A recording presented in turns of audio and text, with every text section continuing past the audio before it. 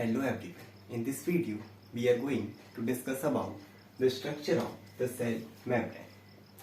But cell membrane के structure को समझने से पहले हम समझेंगे the structure of the cell. हमारी जो normally cell रहती है, it is made up of mainly three parts. The first one is cell membrane. Another one is nucleus, and the third one is the cytoplasm. Okay, so now let's come to cell membrane. अब इस diagram में आप देख पा रहे होंगे कि हमारी सेल है एंड इसकी जो सबसे आउटर मोस्ट कवरिंग है इसे हमने बोला cell membrane. So cell membrane is the outer most covering of the cell and it give protection to the cell. Now understand how cell membrane give protection to the cell. इस चीज को समझने के लिए be consider that our body is the large cell. और अगर हमारी body एक लार्ज सेल है तो इसकी आउटर मोस्ट कवरिंग क्या होगी? हमारी स्किन. अब आप लोग देखते होंगे कि हमारी जो स्किन रहती है हमारी बॉडी को प्रोटेक्शन प्रोवाइड करती है from the dust particles, from the sun rays. Apart from this आप लोग डेली नहाते होंगे. क्या ऐसा कभी हुआ कि आप लोग नहाए और पानी आपकी बॉडी के अंदर गया हो? नहीं. This is because the cell membrane, because it protect our body from any other substances which come from the external environment. After that, the another component, the nucleus. Nucleus को आप कैसे कंसीडर कर सकते हैं? न्यूक्लियस को हम compare कर सकते हैं हमारी बॉडी की ब्रेन से. यानी कि जो हमारी बॉडी पूरी फंक्शन परफॉर्म करती है it is because of the brain. For example, if I am standing here in the right posture so it is because of brain. अब आप लोगों ने कभी देखा होगा जो लोग दारू वारू पीते रहते हैं उनका ब्रेन फंक्शन ही करना बंद कर देता है, इसीलिए वो लोग इस तरीके से कुछ अपना बैलेंस मेंटेन नहीं कर पाते. तो जैसे हमारी बॉडी में ब्रेन रहता है सेम एज सेल के अंदर प्रेजेंट होता है न्यूक्लियस जो कि कंट्रोल करता है all the activities of the body. The third one is the cytoplasm. अब साइटोप्लाज्म क्या होता है? इसे हम और बोलते हैं इंट्रा सेल्यूलर फ्लूइड, जो कि मैं पिछले वीडियो बता चुका हूँ. यानी कि ऐसा फ्लूइड जो कि हमारी सेल के अंदर प्रेजेंट होता है. It is also called cytoplasm. इसका क्या फंक्शन होता है? इसे हम कंसीडर कर सकते हैं हमारी बॉडी के ब्लड की जैसे.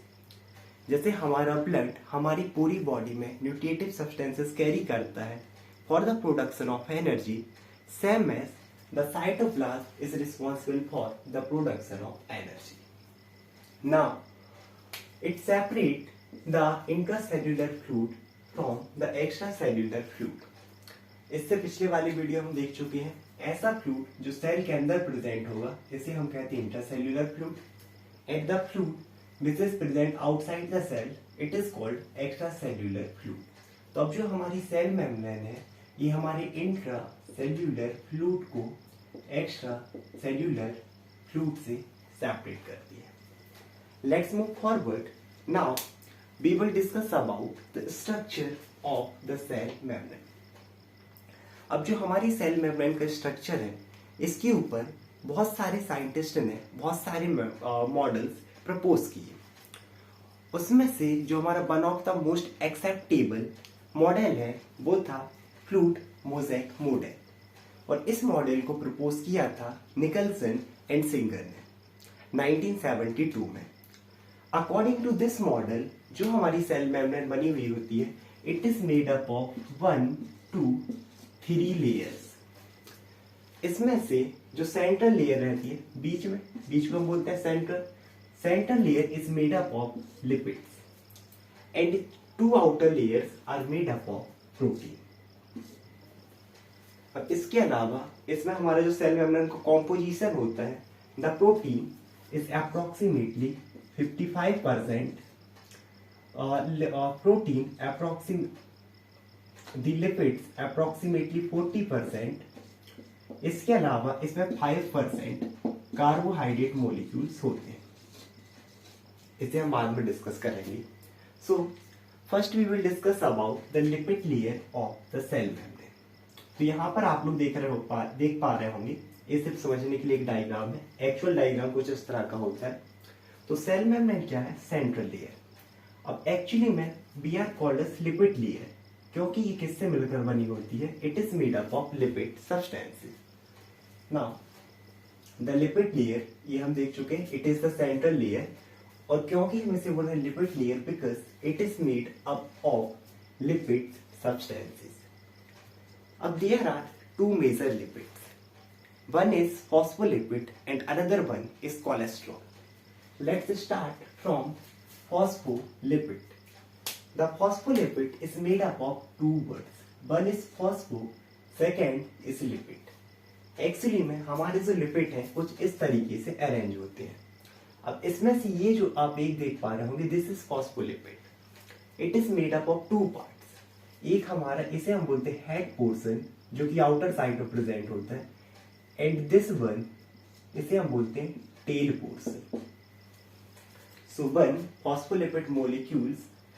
हाँ, फॉस्फोलिपिड कैसे ड्राइव हो? एक्चुअली जो फॉस्फो है ये ड्राइव हुआ फॉस्फेट से, यानी कि जो इसका हेड पोर्शन है it is made up of phosphate, and जो इसका टेल पोर्शन है it is made up of lipids. अब लिपिड्स क्या होते हैं? Lipids are the oily substances. Normally जो ऑयल रहते हैं उसके टाइप से मटेरियल रहते हैं।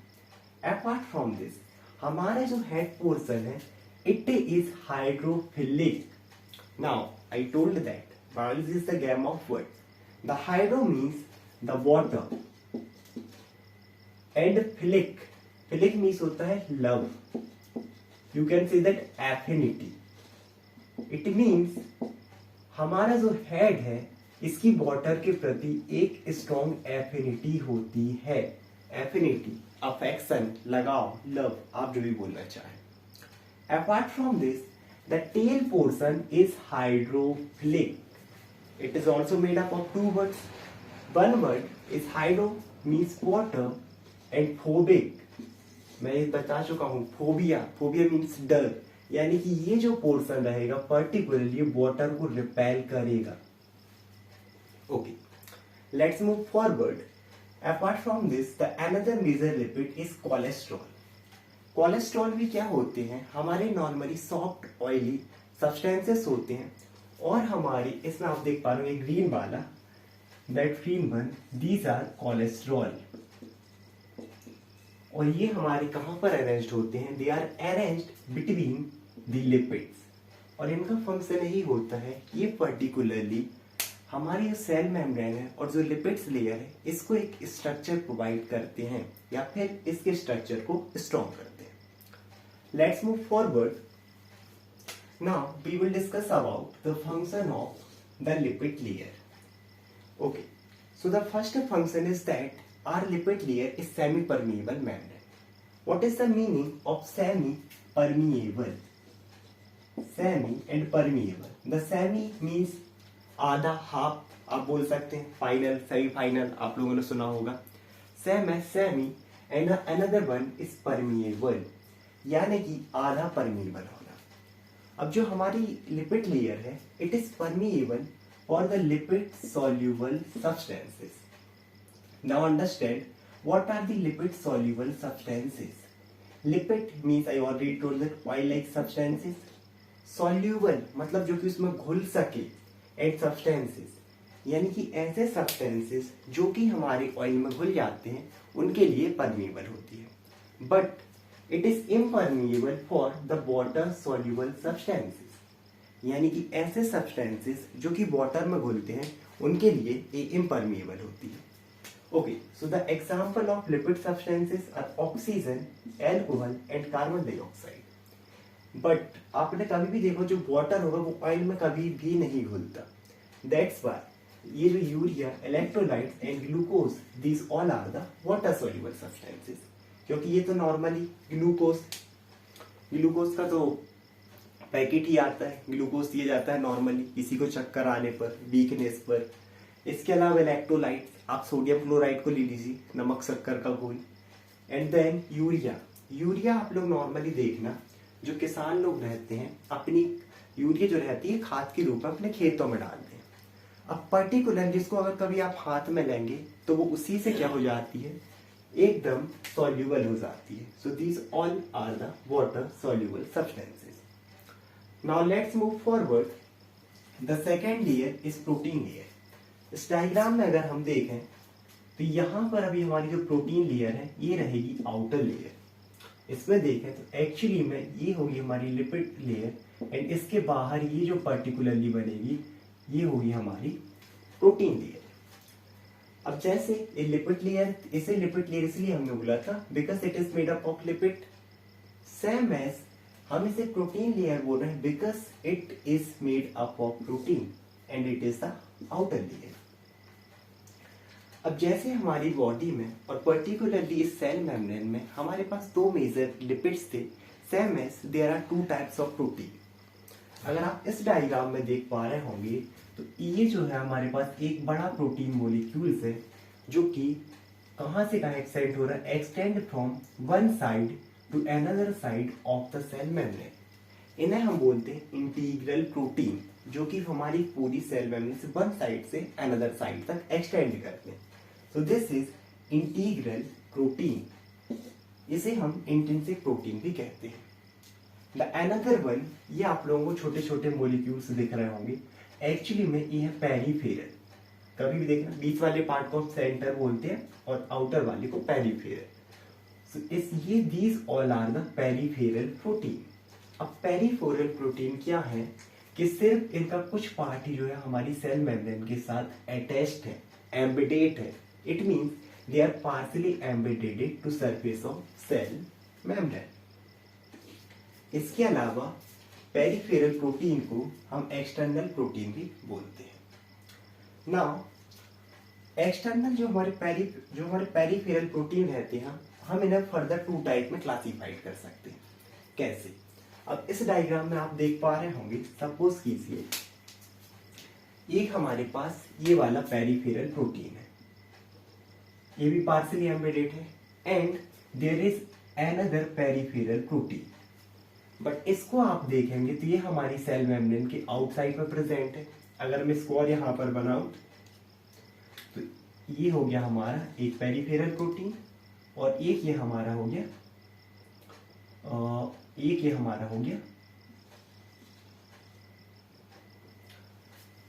और ये वाला पेरिफेरल प्रोटीन. तो अब इसमें आप जैसे इसको देख पा रहे होंगे ये कहाँ पर प्रेजेंट है, हमारे सेल मेम्ब्रेन के आउटर सरफेस में. तो इसे हम क्या बोलेंगे, external peripheral protein.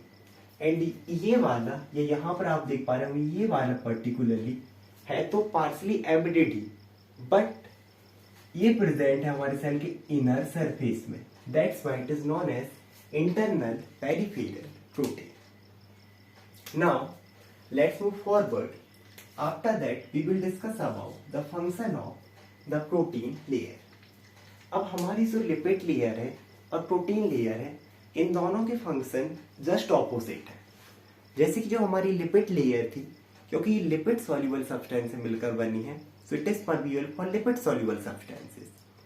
Same as जो हमारी प्रोटीन लेयर है, it is made up of proteins. तो ये जो रहेगी हमारी permeable for the water soluble substances, यानी कि जो भी वाटर सॉल्युबल सब्सटेंसेस हैं लाइक ग्लूकोज, यूरिया, इलेक्ट्रोलाइट, ये सभी इससे पास हो सकते हैं. But it is impermeable for the lipid soluble substances. यानी कि अब हमारे जो भी लिपिड सॉल्युबल सब्सटेंसेस हैं ये उन चीजों के लिए क्या रहेगी, impermeable. Now the second function recognization या रिकॉग्निशन.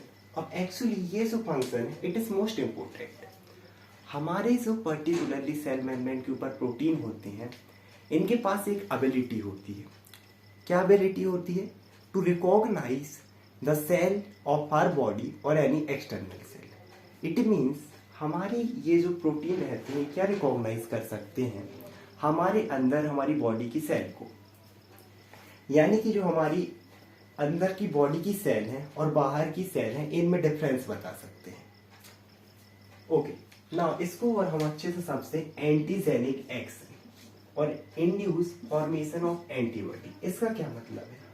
अब जो भी हमारे बॉडी के सेल हैं इनको तो कोई डैमेज नहीं पहुंचाती, बट सपोज कीजिए कि कभी क्या हुआ आपकी बॉडी में जैसे ही कोई बैक्टीरिया या वायरसेस एंटर करता है तो पर्टिकुलरली हमारी जो प्रोटीन है उसे रिकॉग्नाइज कर लेते हैं हमारी बॉडी में बैक्टीरिया की एंट्री हुई है।